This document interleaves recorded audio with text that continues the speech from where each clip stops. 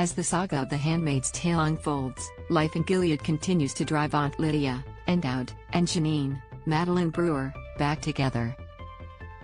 Especially in Season 5, after Janine was unable to escape across the Canadian border and is once again a handmaid under the watchful eye of Lydia.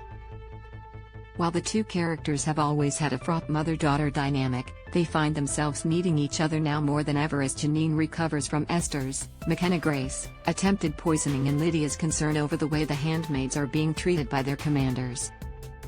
Reflecting on what's happened, Brewer tells ET that it sets up something very important. And now that episode 4, Dear Offred, is streaming, she and Dowd open up about the two coming together.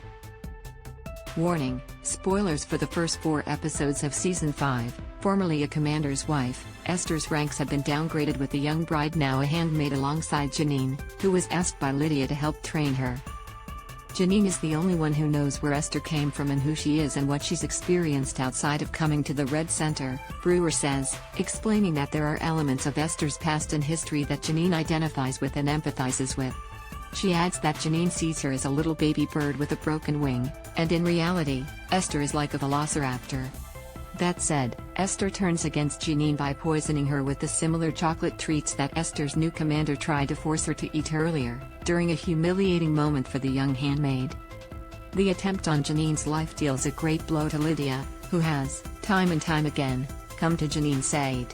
And it's this moment that sets a whole thing going off for her that is important, Brewer says of the remorseful Lydia, who helps Janine with her recovery.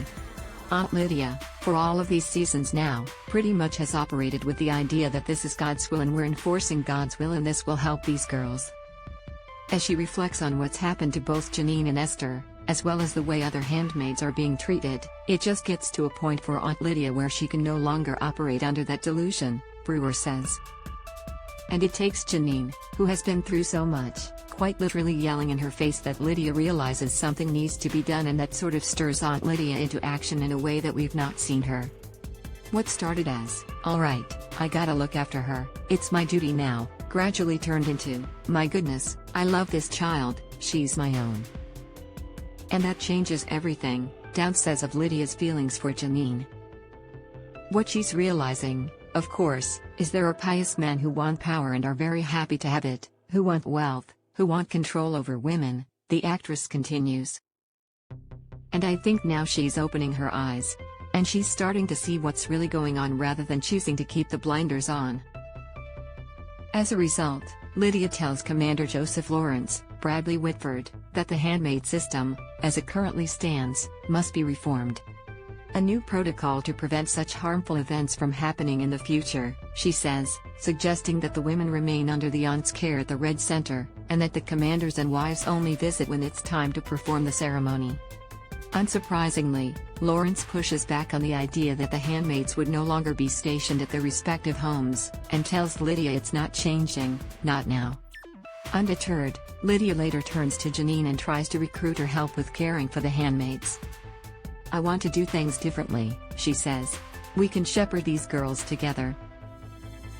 Her eyes are opening, and the walls are dropping, Dowd says of Lydia, adding that she wants to get busy. New episodes of The Handmaid's Tale Season 5 debut Wednesdays on Hulu.